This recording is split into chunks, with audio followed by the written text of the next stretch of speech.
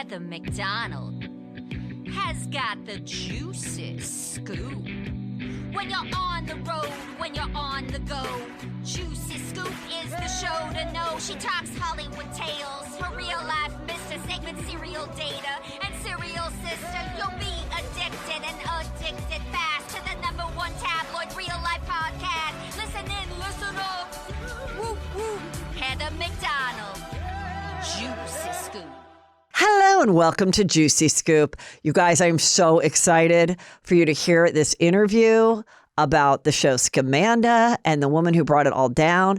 But first, I just want to remind you again to go to heathermcdonald.net and get your tickets because you're going to see the funniest show for Valentine's Day. February 14th, I'm in New York. February 15th, I'm in D.C. February 16th, I'm in Red Bank, New Jersey.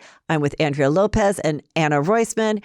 They are going to be opening and doing sketches for me and it's with me, and it's all just going to be so fun and fresh, like no other Juicy Scoop experience show that you've seen. So get on it. And then, of course, I will be in Palm Springs on March 1st with the hilarious Brandy and Julie. So get those at heathermcdonald.net. And now for our show.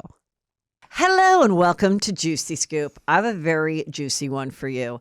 This is about the show called Scamanda. I've talked about the podcast, and I have the person who brought it all down, Nancy Moscatiello, who was the investigative reporter, is really your background, and how you discovered what was going on and really brought this woman to justice. And I want to ask you all the things, but just so people know, this is a really juicy story that involves things that I am fascinated by: liars, grifters, fake cancer. She was the nanny who then married the boss. I mean, it's got it all, right? It's got it all. And it's called Scamanda, and it was a long form podcast, and now it's on ABC and Hulu, premiering January 30th. So welcome. Thank you. Thanks for having me. This is great.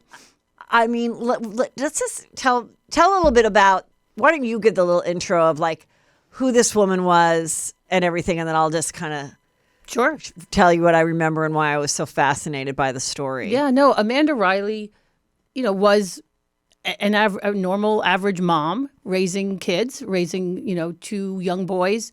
And if you've listened to the podcast like you did, her bonus daughter, right, that from her husband that she married, a stepdaughter, and raising them in the suburbs outside of San Jose, California, attending church every Sunday, very, very active in her church and in her community up there. And she was diagnosed with cancer in 2012 and became, I guess what you would, nowadays people refer to like, cancer influencers or stuff on TikTok or in different places where they, document their journey. Their whole journey, yeah. And so she started doing that in a blog back in 2012. So way ahead of social media as we know it now. She had an Instagram and she had a Facebook, and she would post on there also. But her blog was kind of where, if you lived in the community or you knew of her or were touched by her story, because she got press back then, in the community, you would follow along. And it was this years-long journey of her going in and out of remission. I mean, I was just fascinated by it. And, to me, completely unforgivable, horrible person. She never had cancer. Nope. And there's so many layers to this story. First of all, how she came into the family, I felt didn't get enough freak out as far as like the breadth of like the whole show. And that was, she was a nanny for a couple. Right. So she was brought in. So there was a couple, Alita and Corey. And Alita had children from a previous marriage.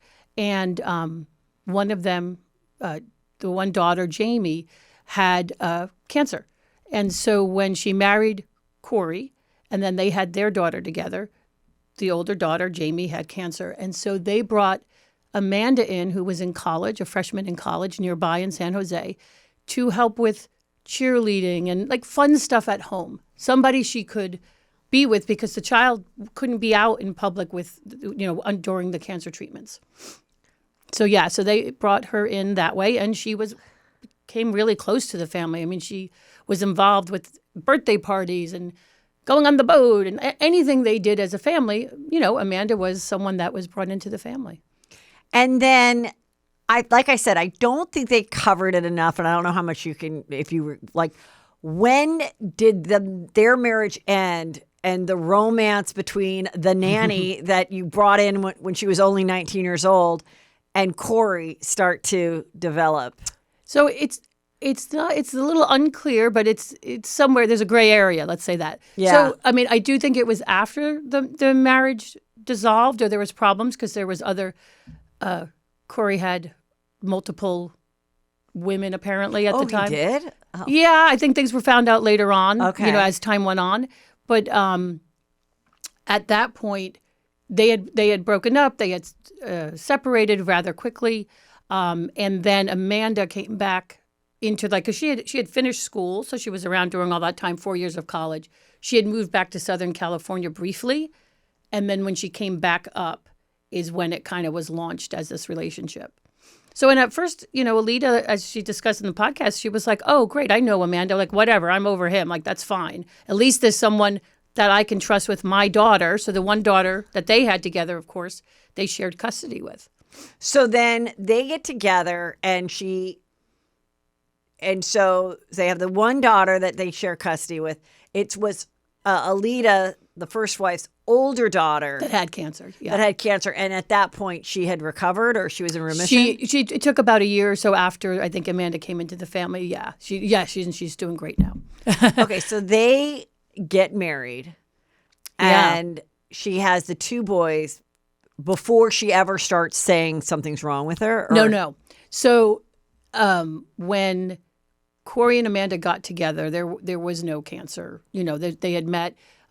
It was when they wanted custody of Jessa, which is the daughter. Or as Amanda always referred to her, the bonus daughter, that things started to deteriorate very, very quickly for the family. So that's when there was a huge custody battle ensued. And then during that time is when Amanda was diagnosed with cancer.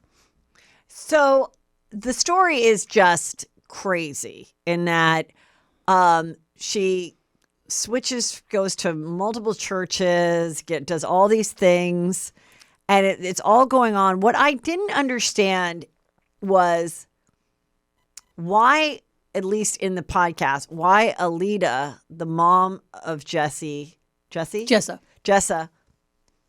wasn't more furious. Oh, she was furious. It was a really trying time. So,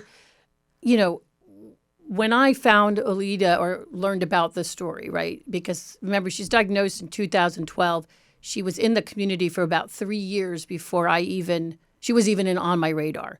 So she had 3 years of being in this situation with Alita and her husband, Corey, like trying to get custody, trying to make Alita's life a living hell, which she did. When I finally reached Alita in 2015, she had just lost custody. She had lost custody for a handful of months by then and was in the process of desperately trying to get back. I mean, she had to go through the whole supervised visitation. Like it was a very drawn out situation. Because there was just lies and things yeah. brought I mean, when you up. go back in the court records like I did and you read the transcripts from the different judges that handled it, because I learned a lot about this particular family court case. Every 2 years you switch a judge and stuff. And the first judge that they had actually cited a lot of things about Corey having caused parent alienation towards Alita. So there was a lot of stuff, not him lying in court. They caught him in so many lies. And then when it switched cases where a different judge was assigned after the first 2 years, is when things kind of took a turn. And he then got representation he was representing himself for so long, and he got representation, funny enough, from a very high-ranking member in the church that she was scamming. So let's talk a little bit about your role. So what is your background as a journalist? You're an investigative. So, yeah, I'm an investigative producer and TV producer. So it depends on the type of shows and stuff I'm working on, but I work a lot in true crime. And I started off back in the day on a TV show called Hard Copy. I love Hard Copy. So I ran the news God, desk. I just remember every night was about OJ. Yes, I worked the OJ case to nauseum. Yes, Really? Yeah. So I wouldn't be the one in the courtroom, let's say, but Yeah. I'll do all the preps, get all the interviews, do all the research, pull the stories together, and then work with the person that would then be on air, who in that aspect. And I've done that for years. I started at Hard Copy with Menendez was when I first got there, and I was a desk assistant, and then Amy Fisher and the Buttafuoco. Like I've worked hordes of cases. Yeah. Oh my God, Amy Fisher. Yeah. So when our Hard Copy, let's talk about that for a minute. Yeah. Hard Copy was on like every night at 7 p.m. And with those big high profile cases that just, oh my gosh, yeah, the Buttafuocos. For those of you guys that don't know, this is a juicy case out of, was it New Jersey? Where was New York, Long Island. Long Island, a couple with 2 teenage kids. He ran the car, Auto body the shop. auto body shop, and he starts having an affair with this girl who is 16, and she goes over to the house one day. The mom opens the door, his wife, and she shoots her. Yeah. Amy Buttafuoco. No, sorry. Amy, what was Amy's last name? Amy Fisher. Amy Fisher, and it was Mary Jo Buttafuoco. And I feel like that's going to be, even though these stories have been regurgitated 50 billion times, there's probably another Ryan Murphy thing going on in that. Even though, so that one, they did 3 made for TV movies. When they used to do the old, And it was, one was from Amy Fisher's point of view, which I want to say Drew Barrymore might have played that one. Then there was one from Mary Jo and Joey's point of view, which was this crazy obsessed girl came out of nowhere. All he did was fix her car. dent. Like what? They were high school sweethearts, and they're going to stay strong together. And then the third made for TV movie was from like a reporter's point of view. Right. And they were all like competing. Like one was on ABC, one was on NBC, one was on CBS. It was crazy. But I feel like Hard Copy would give us the realness of that every week. And so when you're working on a show like that, do the powers that be say like, I don't care how minuscule element, there was a dog walker who knew Kato the dog, or like, is it just like every day we need a story about OJ? Like we need something. Yes and no. For us, like we tried to get some stuff that had some substance to it. Like for Amy Fisher, people did tons of stories on Amy Fisher because they slowly released, footage at the time of her talking. I think she was working at a gym, and her boyfriend at the time, it made her look really bad, right? Like talking about, I like older men, or whatever she was talking about at the time. And then in time, for Hard Copy, I got the first interview with Amy Fisher. I went to prison and interviewed her with our correspondent, and I had been corresponding with her over time. So, like, things take time. I'll reach out and say, listen, she was 16, and I think that got kind of not glossed over. And they called her the Long Island Lolita. Yeah, they really, yes, she shot Mary Jo, and I don't condone that at all. But you look back now, like she was a 16-year-old girl taking her car in to get fixed. And he said, he convinced her to do this. So her defense was always that she just went over to meet her, and like the gun went off by mistake. Yeah, and the gun went off by mistake. I don't necessarily. After you did all the research, what do you think? Do you think he told her to do it, or do you think she did it on her own? No, I think he told her. Oh, you do? I think he hinted, it was always like, if she wasn't in my life, if we could be together, if only. That goes a long way. Yeah. And I remember I met Mary Jo when her book came out. And in the book at that point, I read the book, and at that point now she had left him and realized. Yeah. And then, so in the book, it's all the crazy shit he did leading up to that point. Like with money and drugs and cheating and driving fast cars. And And I think she like diagnosed him as kind of self-diagnosed him as something. I can't remember what it was, but yeah, that was crazy. He was like trying to do stand up and just like every night. I feel like we just saw something new. Yeah. Yeah, they came to LA as a family and then they broke up and yeah, that's another one that I'm just still really obsessed with. It'll come back. Yes, yes. So, guys, I've been using Lumi for a while, and I absolutely love it. It's the all-over body deodorant. And what's so great is you don't just sweat under your pits. I'm a big under-the-boob sweater. I mean, there's places all over that, you know, if you're a single person and you're a little nervous about a date, you want to make sure you're not sweating in places that shouldn't be sweating. And that's what I love because Lumi is so unique and different than any other deodorant.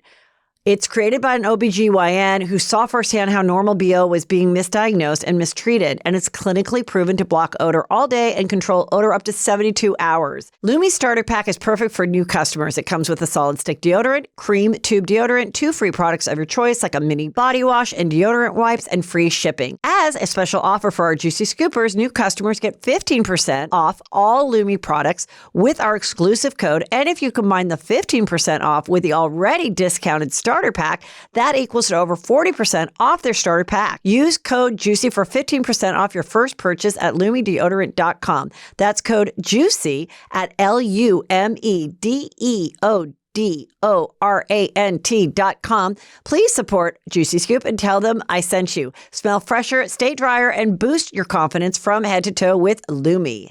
We always hear about finance bros and guys, you know, doing the stock market. And sometimes us girls feel a little inadequate. Like we don't really understand it. We don't really have a strong interest in it, but we should. And that's what I love about Acorns.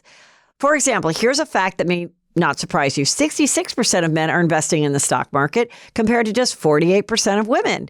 Here's another one that won't surprise you either. Multiple studies have shown that women are better investors than men. Why? Because men are overconfident and women actually do their research. The good news is that Acorns makes it so easy for everyone to start investing. Acorns is a financial wellness app that makes it easy to start saving and investing for your future. You don't need to be an expert. Acorns will recommend a diversified portfolio that matches you and your money goals. You don't need to be rich. Acorns lets you get started with spare money that you've got right now, even if all you've got is spare change. Sign up now and join over 13 million all-time customers who have already saved and invested over $22 billion with Acorns. Head to acorns.com/juicyscoop or download the Acorns app to get started. Paid non-client endorsement. Compensation provides incentive to positively promote Acorns. Tier 1 compensation provided. Investing involves risk. Acorns Advisors, LLC, and SEC registered investment advisor. View important disclosures at acorns.com/juicyscoop. So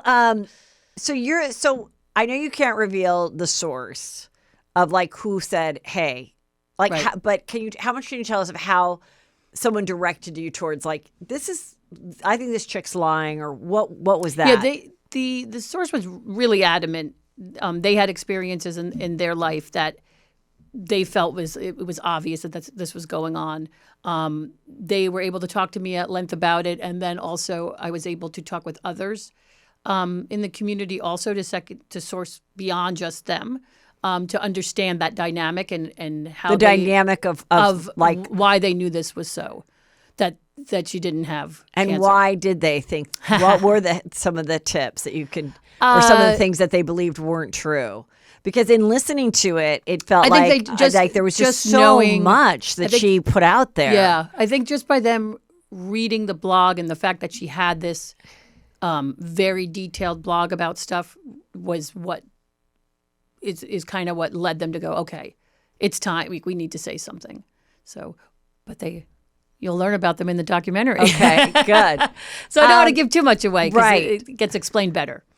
But what was some of the things that I remember that really stuck out to me was that she would say, yeah, I need these donations, this money, to go to New York, to Johns Hopkins to get this special treatment.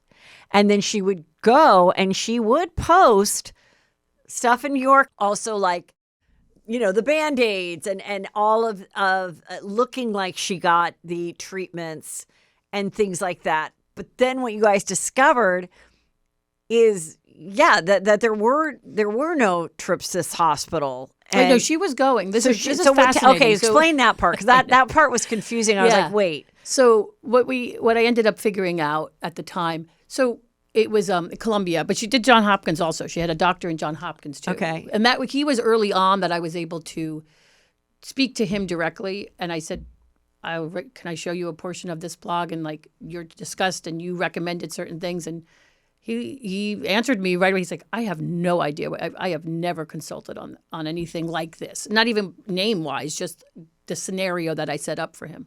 But with Columbia, she did go. She, and to, I guess being clever, she did make an appointment. And you can make an appointment. I can make an appointment. You can make an appointment and go in and say, hey, I have Hodgkin's lymphoma and I'm thinking of changing my treatment plan and I would like a second opinion. And what can you tell me about your facility and the type of trials you do here? And you can have a consultation.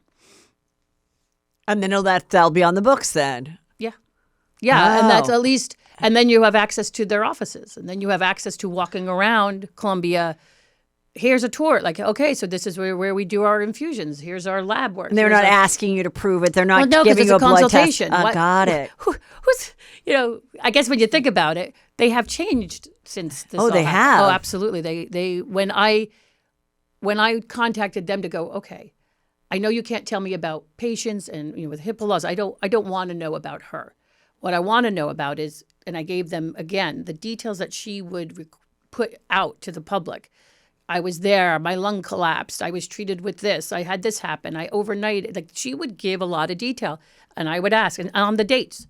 Today I'm here in New York, and this happened. And so I would call, and I would say, hey, do you have a patient there today that had their lung collapse, in which that is a member of this trial? We're not doing that trial. It was all like, and they knew. I had sent them the blog and said, can you talk to me about her? They said, well, let's look at what this is. And then they let me know that they changed all their security and all their methods of how they did stuff. They were quite thankful, which I guess they just never. Why would any place think like people are utilizing their facilities for this, right? It's just such an odd thing. And then what about now? I can't remember. Was it that she instead went to Broadway plays, or that people also treated her to a Broadway play? So she, some friend would say, oh, I know someone that works on, she did Saturday Night Live. I think her brother knew someone there. So she went and watched that. Then she went and under the guise of, my friend is, I'm sure, is dying of cancer. I think that's part of it, And did she do like the shaving? Did she shave her head early and all that? On. Yeah. The beginning of 2012 is when, she posted in the blog. It's like, oh, Corey's going to help shave my head. I have cancer. I don't want it to fall. So she did a whole posting all about that. So yeah, no, she did. That was the only time. And then then it grew in for the rest of the blog. It was slowly, she would go to services for cancer patients, wigs, makeup. Like if they had a local thing that was like, hey, we're donating this, come to the salon. She would go. She would go for the whole thing. And then she would post, on her blog, showing her pictures with all these wigs. Yeah. Yeah, it was. She became a spokesperson for the Hodgkin lymphoma area up in San Jose, and I reached out once it was out there in the community, and she knew about me. And how did she find out about you? She found out. I called. I got to a point where I was told that police had been notified at some point from my source. And when someone reaches out to someone like you, you're just doing that. No one's paying you to do this at this point. You're doing this because you're like, this is a story that could become something. Like, what is the goal? Like, originally back then, did you think it could be a podcast, a documentary, a book, or you were just like, I'm just so curious and I got to know more? Like, what is it? No, I was working on a show at the time called Crime Watch Daily. It's a daily crime show. So I have always worked in television doing different types of true crime stories. Okay. And so on that type of show, since it was a daily show, we would do 1 or 2 stories a night, every night for an hour. So we always looked for different stories. And scams are hard to tell visually. So it's always been one of those things. Our boss at the time was always saying, I want a good scam. I want, a cancer scammer. And we were like, how do you do? Like, it's hard, right, to figure that out because you can't just go on air and say, hey, I'm Nancy, and this woman doesn't have cancer. I see it a lot more now on TikTok, people calling people up, but you can't do that. And I would never want to unless I knew I was correct. I feel like American Greed does it pretty well, but it's more about someone coming to a community and saying they have a big business and taking money from all the old church people and like stuff like that. Yeah. So that's how it started. So I had posted in a Facebook group about people that were outing people they thought were scammers, right? It's about different things. And I posted, just that here's who I am. This is the show I'm working on. We're launching in September. And this is what I'm looking for, different types of stories and people that are willing to talk to, understand how to tell these stories. And that's where the person saw it and reached out to me. And they had gone to police. They had said, we went to local authorities. We told people, and we've never seen it handled. And now this was, a number of years later. And they were like, we don't know if anyone's doing anything. So I ended up calling Detective Martinez, who's in it, and he's part of the financial fraud. I think he was like the one investigator in San Jose. And I spoke to him at length and said, do you already know about this? Have you been contacted? And he said, let me look back and see if we've ever. And he's like, no, but I'd like to know more. And so then, I started giving him as much information as I could because it was so egregious watching her post. Like, this was all happening in real time. Right. She was still actively scamming and still, besides taking the money, what she was doing to Alita during that time. They were in and out of court so much. And then, so he had reached out to her, to Amanda, saying, hey, here's who I am, and I'm looking into this. And right off the bat, it was, that's just my husband's ex-wife, and she has a friend pretending to be a producer, a TV person. And it's all lies and blah, blah, blah. So that was kind of so I knew she knew about me during that. And then Alita, the wife, put it into her court papers.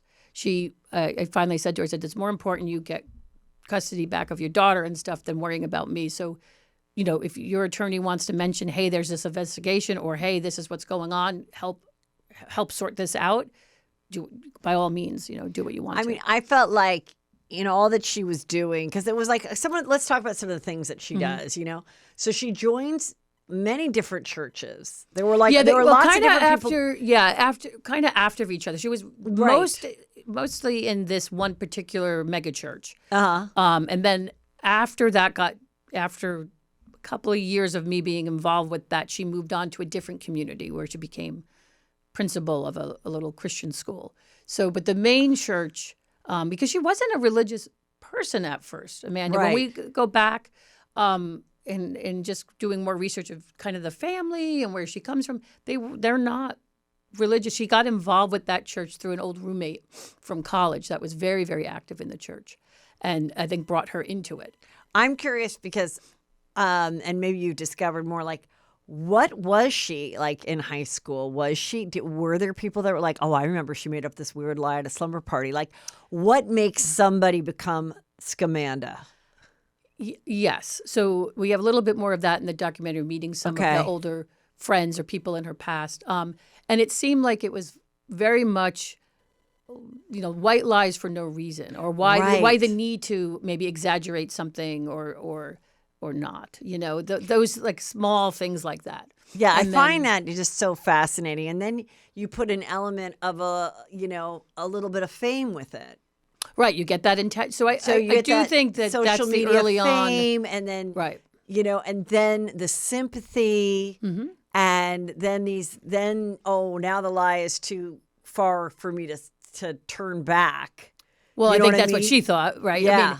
I mean, I always laugh about that because it's like, well, is it really too far to turn back? Because you don't have to keep asking for thousands of dollars or you're going to die, right? You don't have to. So that's what she was doing, like GoFundMe's, or what was she? No, she's clever. Not GoFundMe. She had her own website. So GoFundMe wasn't, I don't know if it was a thing then, but she didn't have that. So her brothers, she enlisted her family. Her brothers built her a website, a Support Amanda website. And that's where people donated. But they donated there. So if they were out of town or they were from wherever they could. And then through the church or just directly to her. And that's where people get, they're always like, oh, God, she didn't really raise that much money for all this trouble. Well, that was just what they could charge via what they would consider wire fraud via the internet.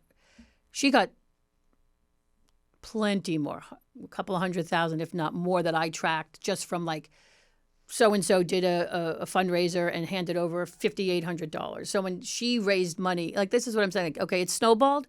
Then you make Christmas ornaments that you're selling for $25 a piece that say believe on it. That are worth, $1. But Well, but she's making them and saying, can you buy these for, Yeah. I need to get this next treatment. You could just make them and hand them out if you want attention, right? But the idea, it was always for money. And that's where it became criminal. Like if she had just lied about it and been a weirdo lying about it, then it's not really criminal. Yeah, exactly. Yeah. Yeah. I mean, that's what it comes down to. And they use cancer for everything. And in the court cases for bankruptcy, because they declared bankruptcy, as we talked about it in the podcast, first thing they said was, oh, my wife has terminal cancer and we've spent so much, like that's why we have bankruptcy. And then the bankruptcy, it's 160 to 180,000. There was not one medical debt. There was nothing in there. So, if they would make appointments, we had recordings that bankruptcy court, they have public information. You can get some copies when they testify about the initial debt. And they talk all about, I can't come on this day. We're here, Judge, but my wife has a bone marrow transplant on the date you would like us to be here, so we can come back. We can't come to court. Like, what's that? That's not a snowball. And when did at any time when you started, did you always think the husband knew? Did you not think the husband knew? Do you think you discovered halfway through? What is your opinion about the husband's involvement? My opinion? Yes. He absolutely knew. From the first moment. Yeah. So they thought of it together. I think it's like a perfect storm, where that attention stuff was something she dealt with prior, it's a kind of her way of being, getting attention and doing whatever it is, or being sick about other things. And then I think this presented itself. And because Corey handed in to the courts for the child custody case, his income, right? His pay stubs. 7 to 8 years of pay stubs, right? And when Alita had me go through stuff, probably towards the 4 or 5 years in, I finally said, let me go through all these pay stubs and stuff. This is crazy. Like, because he would get a medical hardship, a reduction for childcare costs. And she was paying him for a while. So she was paying child support. Alita, for a little bit. And then when he would submit his pay stubs, the judge gave him a medical hardship because he claimed, $5,000 or $6,000 a month in medical expenses. And he submitted bills, right? So Alita subpoenaed 8 years of pay stubs after, like when I figured this out, because I looked at the stubs, and the amounts that were taken out for taxes were more than they should be for the amount he was making. So what they found when she got the subpoena back with all the documents from each of the places he worked, the 3 places over time, they were all fake. He submitted 8 years of fake pay stubs so that he would pay less. It would show a lesser income. It's tens of thousands of dollars. So he photocopied it for what was he doing? Yeah, they're completely different. They don't even match the real of his real stuff. job. Mm-hmm. And so that when if someone says, "Well, you sure he knew?" For me, did she have it? You said she started it. Like, did she do it in between pregnancies, or when? So she was diagnosed in 2012 before fake diagnosed.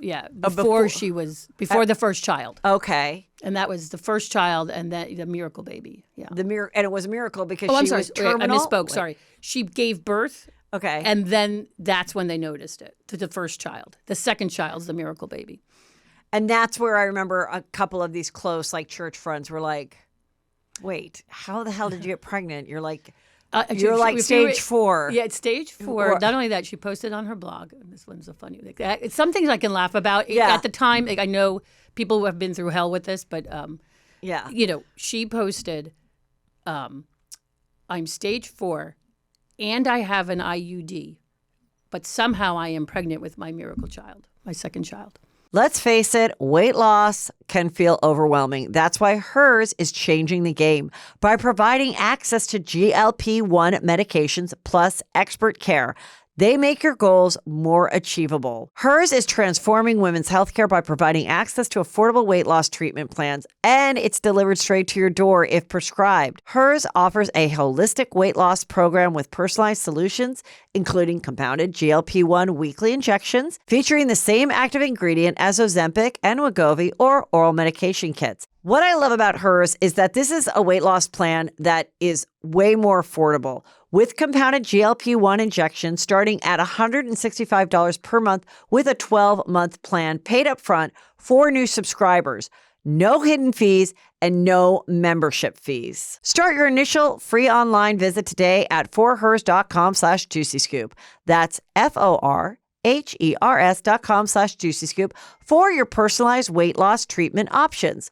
forhers.com/juicyscoop. Hers weight loss is not available everywhere. Compounded products are not FDA approved or verified for safety, effectiveness, or quality. Prescription required. Restrictions apply. Wegovy and Ozempic are not compounded. Actual price depends on product and plan purchased. February is the month of love, and there's nothing more that I love than treating myself to a comfortable bra. And luckily, today's Juicy Scoop episode is brought to you by Honeylove, the brand that's completely revolutionized the wireless bra. Why did we suffer so long with underwear bras? Probably because we didn't have Honeylove.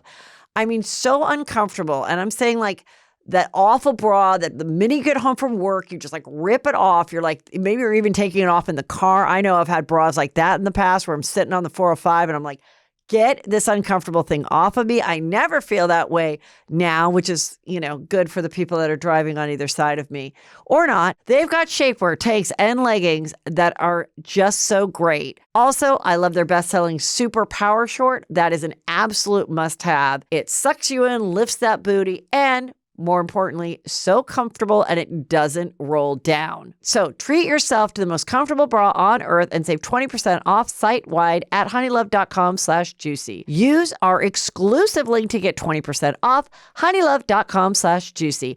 After you purchase, they'll ask you where you heard about them. Please support Juicy Scoop and tell them we sent you. Treat yourself to Honeylove because you deserve it.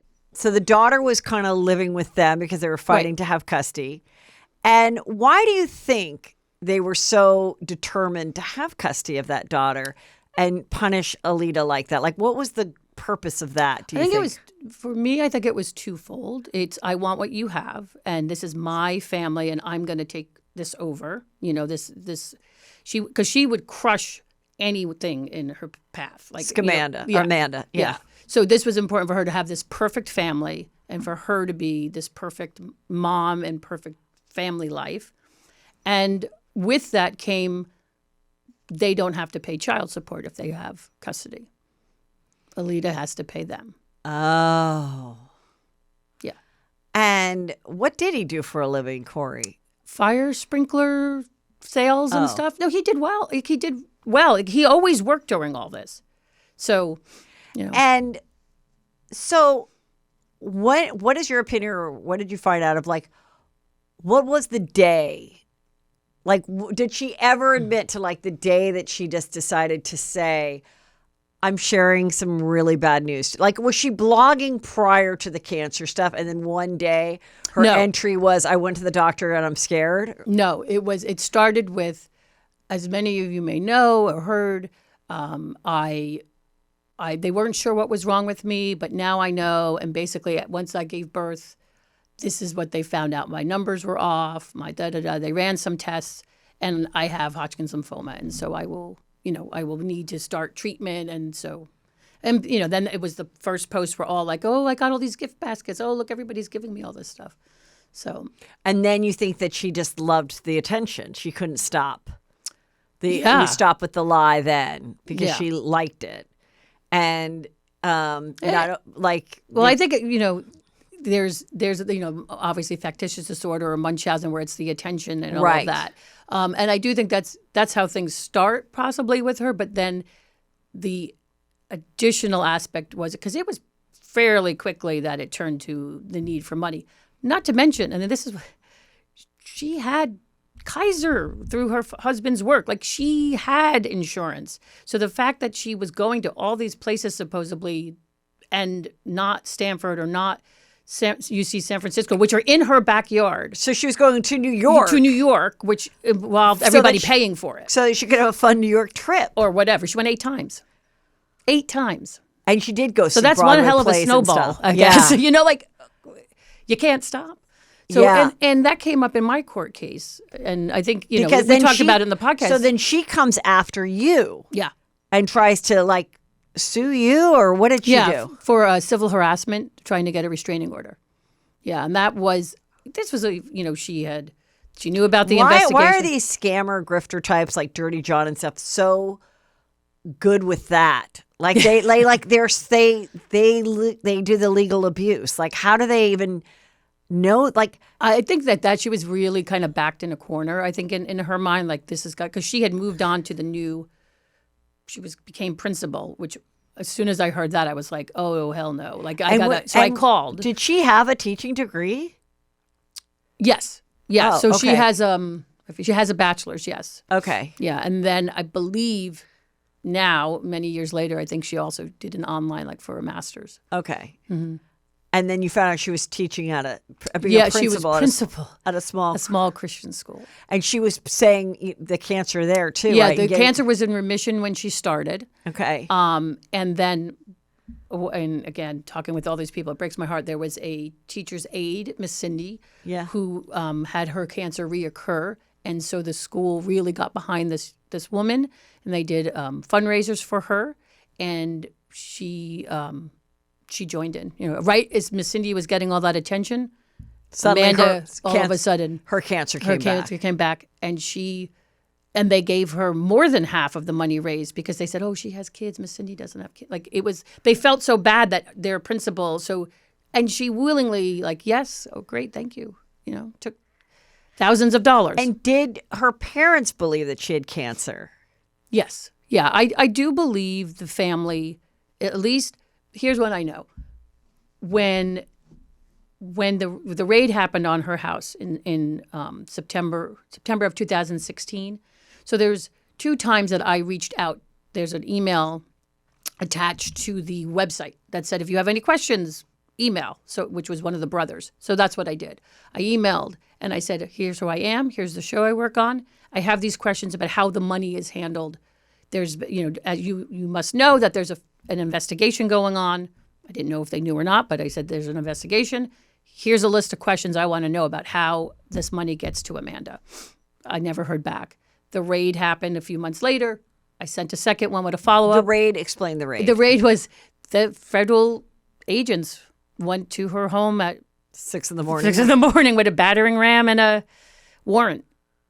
That was wild. And what, like, got computers and stuff? Yeah, anything, metal equipment, whatever they could take out. I watched, they were taking stuff out. But I guess documents, all kinds of stuff. Yeah.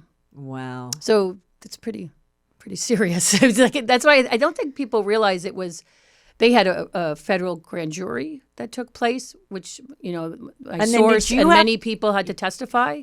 Did you have to pay for an attorney to defend yourself? Via my work, yes. Yeah. Yes, there was a very expensive court case.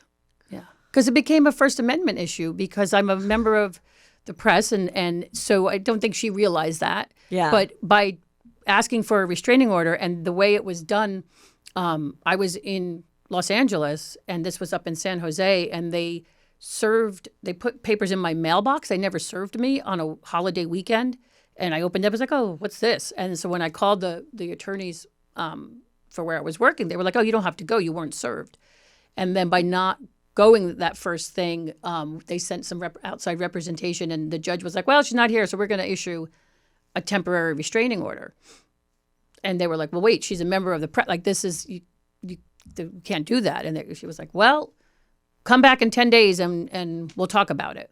So they issued a temporary, and then in the 10 days that we were supposed to go up to present our, who I am, this is what I'm working on, she got sick. Every time I went up, I flew up, 2 days of prep, you go to court. she was in the hospital that night. So it got canceled for 6 months. So I think And I there did was- 5 or 6 trips up. So that adds up. We had to do Also, a mediation. I mean, you had no doubt that she was lying, but Correct. I think in the beginning, some of these people, probably the people that contacted you on that, Facebook group, it's like even if you were suspicious, it's like you look like such an asshole. Yeah. You're like, I'm 90% sure, but for the 10% that I'm not, like, how could you? Like I had an incident I've talked about on the show before where we were in this theater group and I was convinced this girl was like a liar and like off and kind of dangerous. And they were like you're a jealous bitch, like you're an awful person, and they promoted her to be in the main group, and all of us got kicked out, and like 8 years later, she's like the first person in the history of this theater group called the Growlings that they were like, we need to kick her out because she was so problematic and there were so many things. And, I was like vindicated once again, but nobody cares. Nobody, but I'm like, I told you so. And it's like, but it's hard being that person because it's just like you look like an insensitive, evil bitch. Yeah. And that's also it sounded like she was this really appealing personality.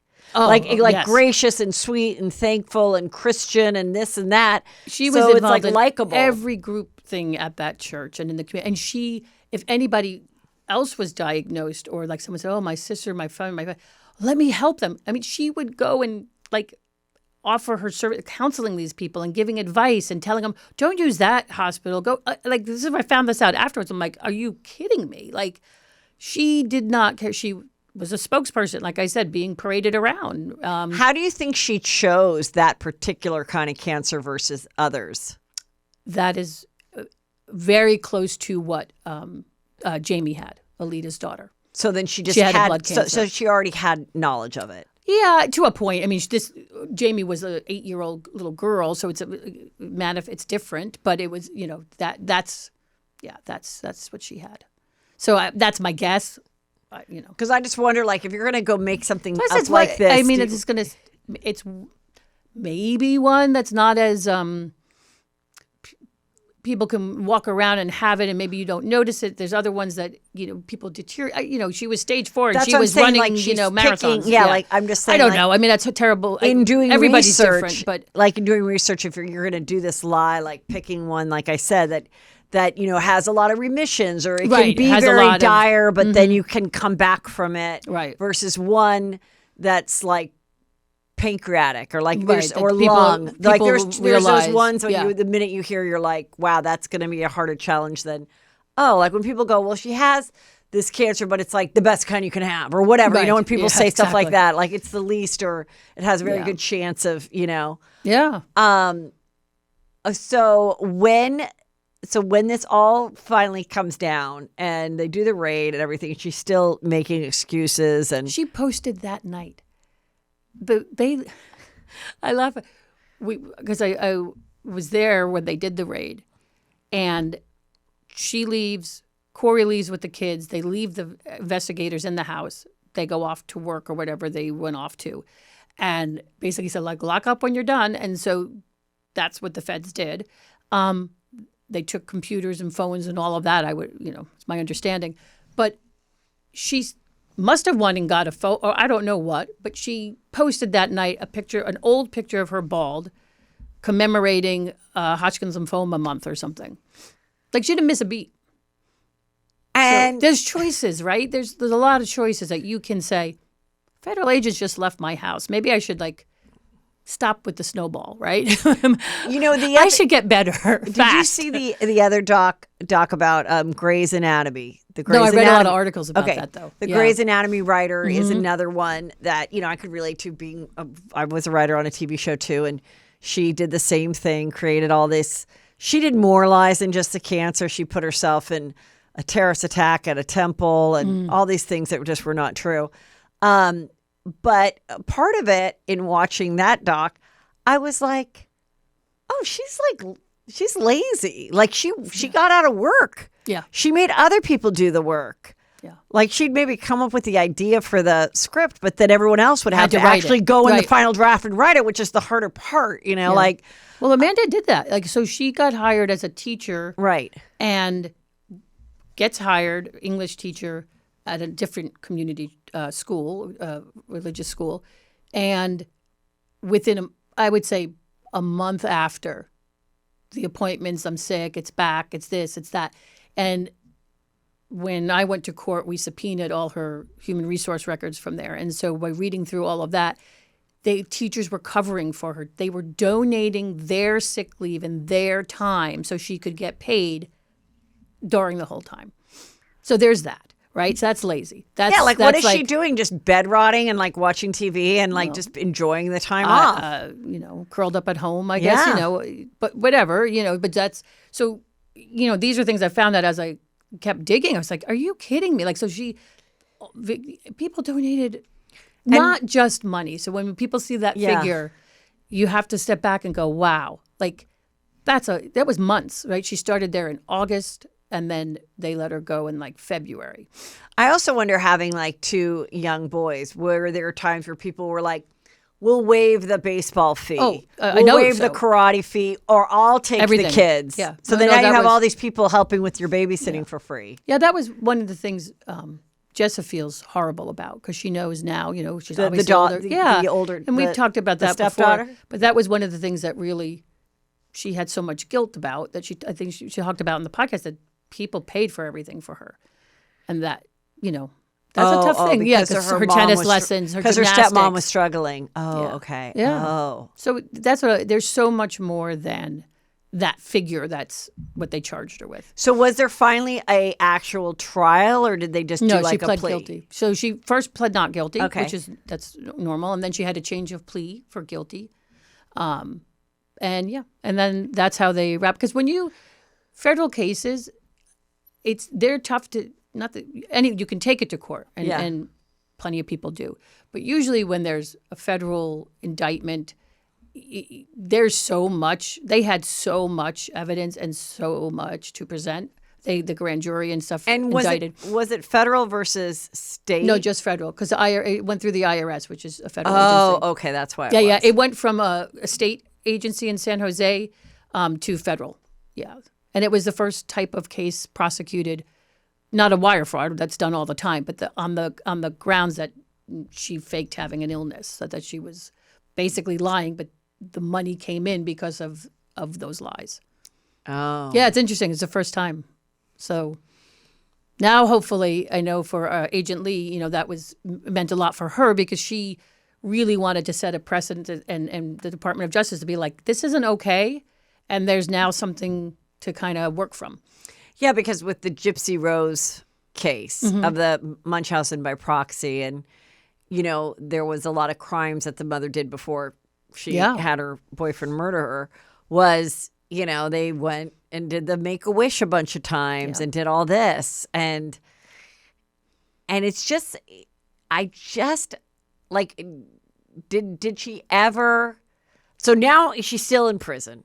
Yeah, so she's been moved just recently it's still within the federal system, but it's I would use the term halfway house, but it's like a reentry program. So it's a facility that she, I guess, goes through more programs there or whatever. And then by the end of this year, the end of 2025, December, she has a release date. So now she's in Riverside, California. So I don't know if it's like, I'm sure eventually in this program, she'll be out, like they reintegrate into working somewhere and whatever. But I think even though she did all this up in San Jose, I think what's going to be interesting for the Riverside community is that's where her family's from. And many of the victims that donated were friends and family from Riverside. So she will be back, with the community. And I guess that's the next step in them all handling. How does this work? Like, do people forgive her? Did she ever apologize, write a letter to anybody since she's been behind bars? Not that I know of, and she still blames Alita and I. She takes responsibility to a very small point, And what does she take well, responsibility? she did her change of plea. She spoke at the sentencing, and she apologized. It was a lot of. She never said, "I don't have cancer," and I'm so sorry I did this. She just says, how much it affected her and the things she lost, and how she feels so bad that she did this to you, Jessa. Or she never said anything to Alita ever, and that she destroyed that woman's life for a number of years. Yeah, it's like you'll never get those childhood years back. 18 months she lost her daughter and had to be humiliated going through supervised visitation and meeting in a parking lot. And money. And just disgusting. Yeah. And yeah. So that's, there was never an apology to her and anyone in that wonder family. if Alita ever was like, it's like one of those things like in the movies, like where there were two girls that applied for the nanny job, and had she chosen the other one. No, because you know what I mean? Like something it was, like it that. It was very, very part-time. It wasn't like a steady nanny. And Amanda worked part-time in a local gym where Alita's sister managed. So that's how they knew her. So it kind of came through the sister, like, oh, there's a young girl that works here. Imagine if you're the sister, and you're like, oh God, I feel so bad. You'll hear from her in the documentary. Yeah. Yeah. So in doing this, this is such a crazy story. But like we said, you are hearing more about these people lying about things. I remember there was the GoFundMe story where this couple said they met this homeless former Marine that gave them $10 to get gas, or she was alone. And then they highlighted him, and then he got $130,000, and then he came forward and was like, they took the money. They took the money. But in the beginning, all three of them were part of it. Mm-hmm. And which is such a bummer, because then you kind of always wonder about these, GoFundMes, and it's like. Well, and it's hard. I do think there's two things from this. It's disappointing that we have to think this way, right? You would hope that all the GoFundMes that go up, or the people and people ask, well, what advice would you give? I said, it's hard because Amanda, I would tell people, if they're in your community and you know them and you see it and okay, my money's going to them. But that's what she was, right? Yeah. And that didn't work out so great, right? So it's really, in this day and age now with AI, I'm afraid to see what's going to be in social media, because it's too easy to put yourself in a hospital bed or put yourself somewhere else and just document. There is a story out right now that that this poor woman believed that Brad Pitt was calling her. And the photos are so funny. And I don't know how much. Those weren't even done well. But imagine if someone that knows how to utilize that stuff better, because it's, and that's the story was that she thought Brad Pitt was contacting her, and they were having a relationship. And I mean, I know you'd be like, why would he need money? Because of his divorce. Yeah, because of the divorce. And I think anything just like a Dirty John, you need a connection and you want to believe it. You want to believe it. Yeah. And I had a friend, a very attractive friend, and she was like, oh my God, Russell Crowe just DM'd me and saw my, somehow my photo popped up. And she's just a normal woman. She's not in the business. And she's attractive. So it's it's not unhurt, but, and I go, wait, what? And then we looked at it and we're like, that's just someone fishing for any woman over 45 that might actually think that a Russell Crowe, it wouldn't be unheard of for this girl to end up dating Russell Crowe. It was just though. So I'm like, oh my God, this is happening all the time. And it is really scary. So what happened with the husband? Did he stay loyal to her? No. Yes and no. This past year, he filed for divorce. 2024. Yeah, beginning of 2024. So they're divorced now. So. And do you know if anybody brings her sons to visit or anything? I think that was going on. Yeah, I have. Believe it or not, prisoners contacted me, and people that have gotten out of prison, because they were. This is funny. I got contacted via someone that was in prison, got out with her, got out, but they didn't know why she was in there, because she's telling all different stories in there, right? She's she's not in there for faking cancer as far as they knew. But something was so off, and they were so put off by what she would say and what was transpiring in there, that when they got out, they just Googled her. They were like, what is with let's see what she's really in here for. And they saw the podcast, and they listened and reached out to me. And I've had so many conversations with different prisoners now, some that are still in there, because the And what are lies, they saying? Well, she's just back at it. She's got every kind of disease, you can think of. I have a lung, I have a heart problem, I have this problem. And then court papers were filed on her behalf for an early release. And in it, they detail 24 trips to the emergency room, to the hospital. In the prison. Well, no, outside of like in the prison all the time, and then outside of the prison where other doctors would look at her. And in there, the Department of Justice talked to those doctors and got statements where they said, yeah, we saw her like messing with the equipment and like holding her breath during tests and doing things to screw up the testing because she was trying to say she was so sick. And, I would get these, you can contact them via email back and forth. And I would, wake up sometimes and be like, oh, yeah, she's back at the hospital. She's saying, her lung or something with her lungs. And things that she'd said over time that I've always heard over the years, just not even in prison, but just in general, were all making and I asked, I said, well, is she talking about cancer again? And they said, no, not to the main group, but that there was a couple of women that got out that kept in touch. And they would hear her on the phone saying, oh, my cancer's back. They think I have cancer again and that kind of thing. But they didn't know for quite a while in prison why she was in there. Because she was telling them it was for like embezzling from a school. Very like for this. I love people that go in and out of prison, or they kind of learn what makes sense. So she was telling them that she got 5 years for embezzling $2,000 from a school. Okay. The feds aren't going to put you away for $2,000 for 5 years. Like that's a hefty, right. So they knew something wasn't right. They knew from what she was telling them that you're in here for something else. You just don't end up here.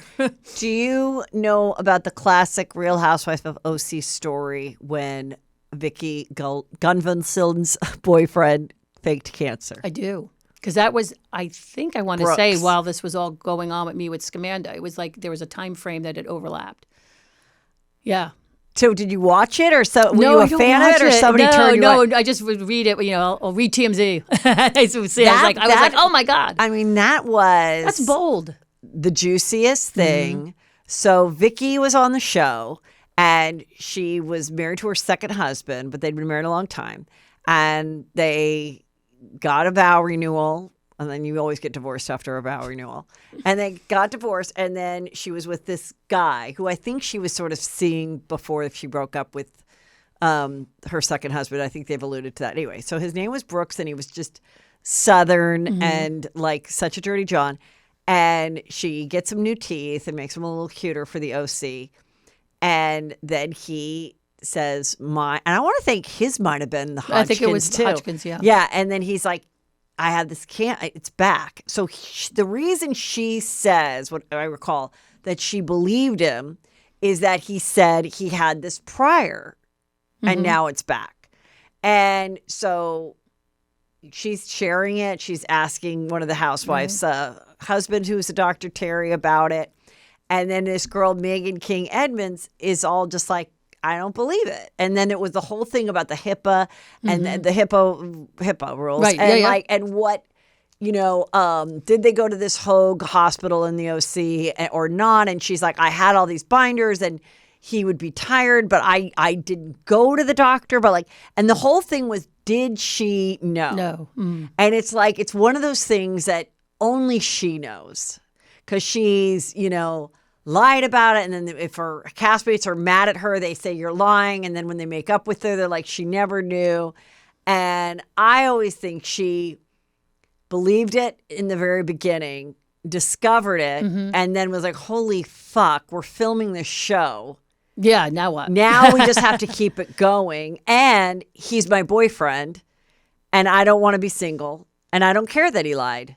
I think at the time she just was like, I have to get, and then when it was exposed, she was like, and then she goes, I just thought, why is everyone being so mean and looking, well, I just thought we'd get casseroles. She literally said, I just thought people would give us casseroles and be nice. And she didn't I really don't. I think she's so not self-aware that she did not realize that just the idea of like lying about something that affects every single family. That should be enough to be like, I'm out of here.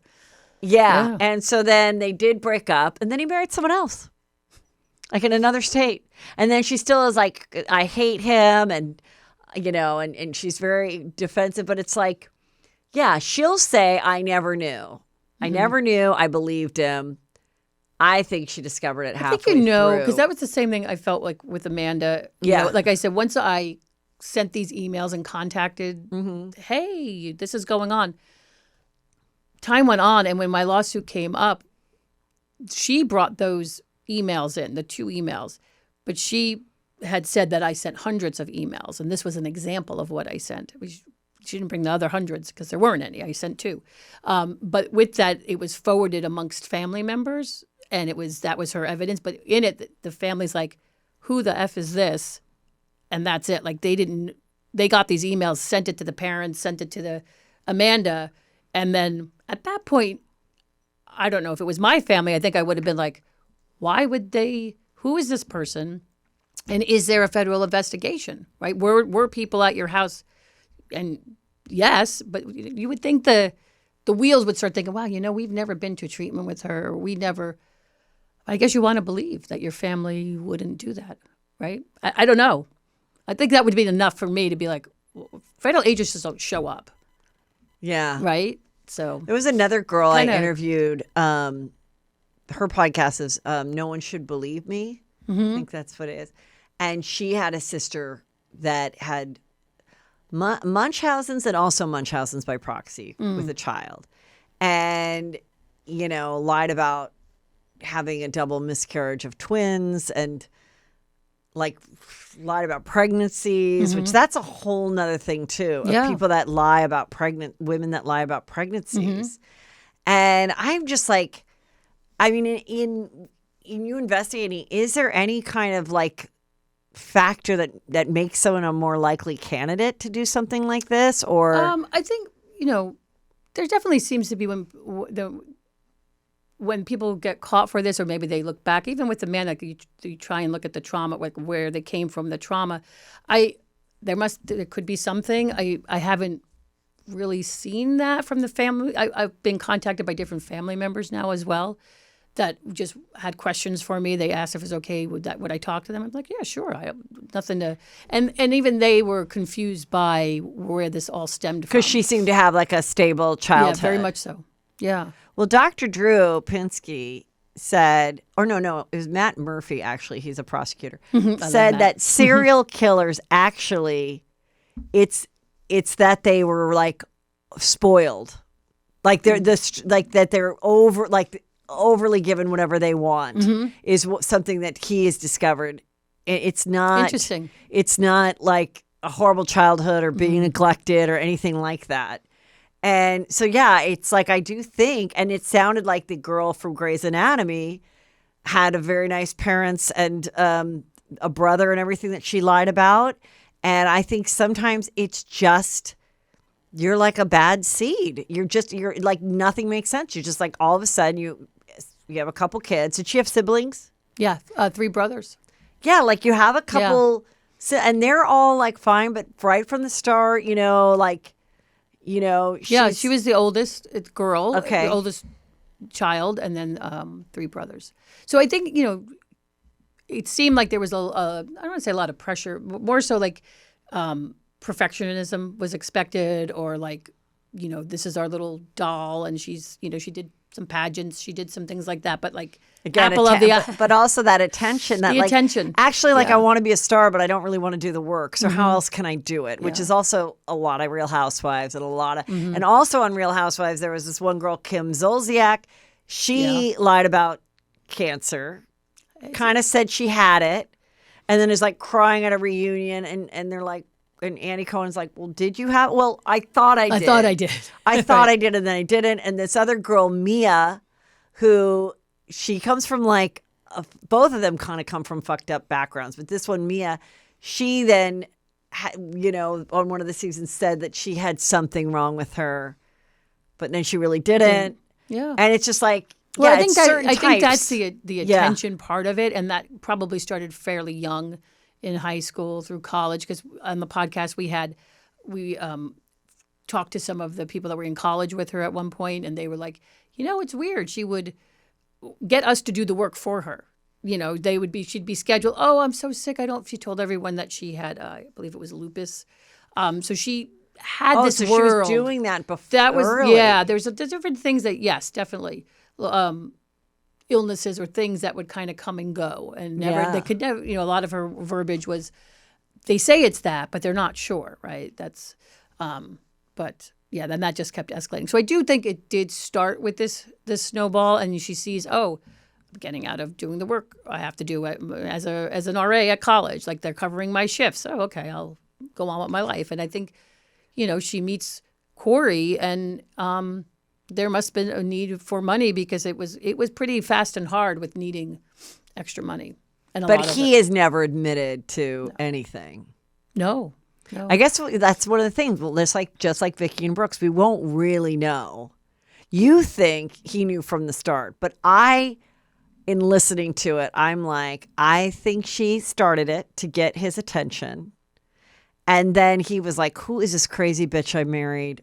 And he was just like, all right, fine. If it's bringing money in and whatever. And then just kind of went along with it, but knew like, I don't even want to fight with this freak. And now she has 2 of my kids. And like, what am I supposed to do? Well, remember in the podcast, Yeah, I had found people that predated her diagnosis. Remember? So in 2012, she was diagnosed, and we interviewed in the podcast a couple that knew her in 2010.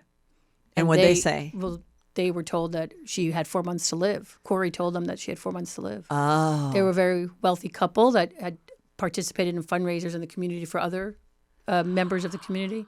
Oh, then you're right. Yes. Yeah. Wow. So that happened prior. So then she, I guess, as far as Corey's concerned, she cured that one and moved on to a new one. So is the wife in the podcast? What's her name? Sorry, Alita. Alita. Yes, is Alita. She was is in the podcast, but in the docuseries. In the doc, yep. I mean. Mm-hmm. Because I just can't even imagine. Like, I just felt so infuriated for her and her struggle. And then you also have to like wonder what she's going through. Like, how did I marry him? Yeah. And then this woman, like, what did I ever do to deserve this? And it came out in the podcast. We interviewed the babysitter Mahasti and she'll be in the docuseries as well. But in the podcast, Mahasti talked about how when she first met Corey and Amanda to watch the first baby, she was at a daycare. Corey said that, I have a older daughter, and it was from a one-night stand. They were married for 4 years.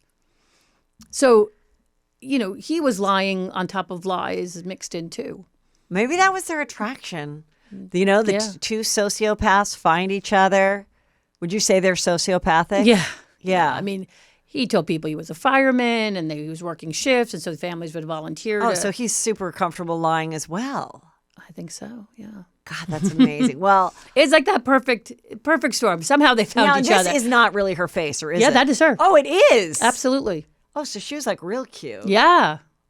That's her. Oh my God. But she doesn't give an interview to you guys, or does she? There are bits and pieces you'll hear from Amanda. Okay. Yep. Some uncovered stuff that, from way back, and then some current stuff as well. What if at one point she really does get cancer? Well, it's funny you say that, because when they left Northern California, moved to Texas after she got indicted, and they moved there waiting until like she had to plead out and all just that. To be away from, just to get, I think, to whatever. And I got contacted really quickly after they moved to Texas that she was already at hospitals and showing up. The person who contacted me, the assumption was it was almost like pill shopping or whatever. Yeah. But that wasn't the case. I was told through random people that she was complaining about back issues or whatever. Like, I don't know, something like 20-something MRIs or CAT scans in like. Well, who pays for all that? I guess whatever insurance. I don't know. And I kind of didn't go down that hole as much because I was like, this isn't stopping. If there's just something almost like a weird addiction of just like, I love hospitals doctors. Like I Attention, can't yeah. stop the attention. I get off on it. Like someone who has like a shopping addiction. Yeah. Like that just well, can't. And what is, if that's accurate, and I wasn't able to vet it enough to know 100%, but if that is like just the exposure to that radiation, and that's right. not They okay. say that. They say Yeah. don't do that. Yeah. Yeah. Not Like unless you dozens of really time need in it. a very yeah. short. Yeah. Oh my so, God, you're right. Yeah. So I don't know. So when does she? So you think she is going to get out pretty soon now? Yeah. How many time did she do? 7 years? No, she got 5. Okay. She's now at like 3 and change, and then by the time December rolls around is when her out date is. How does she feel about this? Is the fame like? Here's her face. Oh, She's I don't on know. Juicy Scoop. I'm like not I one- wonder. I wonder if now there will be a part of her, and if you come out, Scamanda, Amanda, come on. Because just like the girl from the Grey's Anatomy, I want to know, like if you do decide to come clean because you've done the time, there's nothing to lose, right? Yeah. She could come clean and really say what motivated her. Because the girl in the Grey's Anatomy, she did say finally, she still didn't take full responsibility, but she said she hurt her leg or something a long time before she lied about the cancer. And she was always sounded like she just didn't have that many friends or was always whatever, an outsider a little bit. And for the first time, everybody was really nice to her and gave her all this attention. And then that's when it began. And it was just like but then she didn't take responsibility for all the stuff. So like, that's what I really want to know from someone like her. But maybe they're never mentally well enough to say I think it. there's But like, I would hope love there's to know like why. that she gets Off whatever on help it, or maybe what was whatever it? help she needs Yeah. to be able to function in I society. mean, especially where it's because not, now she's divorcing him. So it's like, I'd love to know the truth. I don't want her to come and then blame it all on him. But like, I would love to just know. Yeah, but it sounds like if she's still lying to people in prison, she's probably not there yet. Yeah. But, everyone has a podcast, so it's like you probably have her own.